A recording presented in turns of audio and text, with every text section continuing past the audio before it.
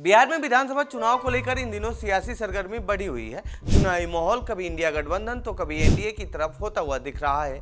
राहुल गांधी, तेजस्वी यादव की वोटर अधिकार यात्रा ने इंडिया के पक्ष में माहौल तैयार कर दिया है और विपक्ष के नेता भी इन दिनों पूरी तरह से एकजुट नजर आ रहे हैं। तो वहीं एनडीए की तरफ से अभी चुनाव प्रचार पूरी तरह से शुरू भी नहीं हुआ है। इस बार के चुनाव में तीसरे फ्रंट के रूप में प्रशांत किशोर की पार्टी जनसुराज भी अपना दमखम दिखा रही है। तो वहीं सत्ता में काबिज जेडीयू चुपचाप इन सभी जातीय समीकरण और चुनावी मुद्दे को ध्वस्त करने में लगी हुई है। इधर विपक्ष चुनाव प्रचार में लगा है तो दूसरी तरफ नीतीश कुमार अपना महिला वोट बैंक को मजबूत करने में लगे हुए हैं और लगातार चुनाव में खुद को मजबूत स्थिति में रखने के लिए नई नई योजनाओं की घोषणा कर रहे हैं। तो आइए जानते हैं इस रिपोर्ट में नीतीश कुमार की उन योजनाओं के बारे में जिनके दम पर एक बार फिर सीएम की कुर्सी पर बैठ सकते हैं। नमस्कार, मेरा नाम है प्रमोद और आप देख रहे हैं जनसत्ता।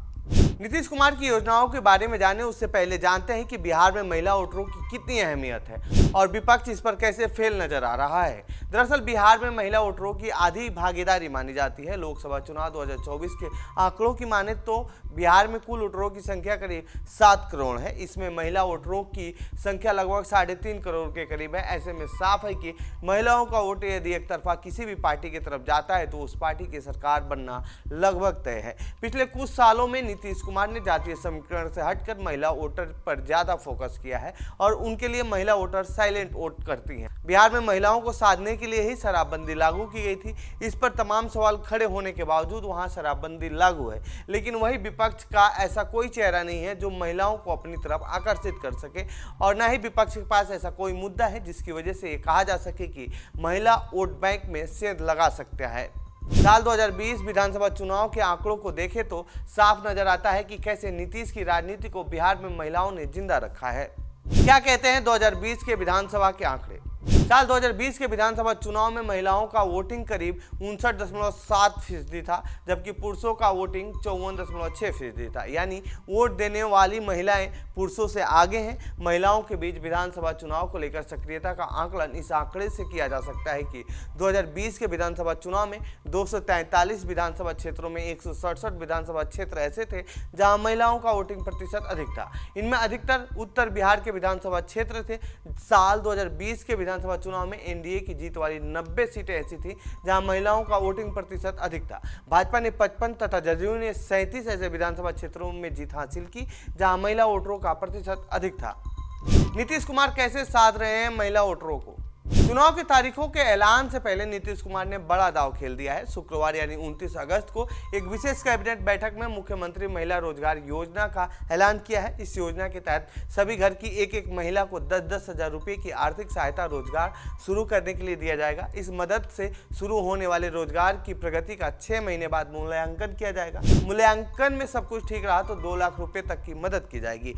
यह राशि सीधे आधार से जुड़े बैंक खाते में भेजी जाएगी। योजना की जिम्मेदारी ग्रामीण विकास विभाग को सौंपी गई है, जबकि नगर विकास एवं आवास विभाग भी सहायता करेगा। इसकी पहली किस्त चुनाव से पहले यानी सितंबर में जारी कर दी जाएगी। आशा और ममता कार्यकर्ताओं के मानदेय में बढ़ोतरी। सीएम नीतीश कुमार ने 30 जुलाई को अपने एक्स हैंडल पर एक पोस्ट कर घोषणा की थी कि आशा कार्यकर्ताओं को 1000 के बदले अब 3000 रुपये प्रति माह दिए जाएंगे। इसी तरह ममता कार्यकर्ताओं को प्रोत्साहन राशि को 300 से बढ़ाकर 600 रुपये कर दी गई है। आशा कार्यकर्ताओं को मासिक के तौर पर प्रोत्साहन राशि मानदेय के रूप में दी जाती है, जबकि ममता कार्यकर्ताओं को यह प्रोत्साहन राशि प्रसव कराने में सहयोग के लिए दी जाती है। उन्हें पहले प्रत्येक प्रसव पर 300 रुपये दिए जाते थे, अब ये 600 रुपये कर दिए गए हैं। इस योजना के तहत करीब 2 लाख महिलाओं को डायरेक्ट फायदा होगा। महिलाओं को 35% आरक्षण। नीतीश कुमार ने जुलाई की शुरुआत में घोषणा की कि बिहार राज्य की मूल निवासी महिलाओं को अब राज्य की सभी सरकारी सेवाओं और सभी स्तरों के पदों पर सीधी नियुक्ति में 35% आरक्षण दिया जाएगा। यह आरक्षण सभी प्रकार की सरकारी नौकरियों पर लागू होगा। ये सीधा संदेश था कि महिलाओं के लिए कोई सरकार कुछ कर सकती है तो वो नीतीश सरकार है और इसका फायदा उन्हें चुनाव में मिलेगा भी। यही नहीं, इसके अलावा लखपति दीदी योजना के तहत महिला उद्यमियों को 5 लाख रुपए का ब्याज मुक्त ऋण दिया जा रहा है। मुख्यमंत्री बालिका पोशाक और साइकिल योजना लागू है। इसके तहत लड़कियों को साइकिल और पोशाक दिया जाता है। महिला पुलिस को उसके थाने के बगल में घर देने की योजना है। पिंक टॉयलेट पिंक बस की योजना, इस योजना के तहत महिलाओं के लिए पिंक बसें चलाई जाएंगी जिसमें महिला ड्राइवर और कंडक्टर होंगे।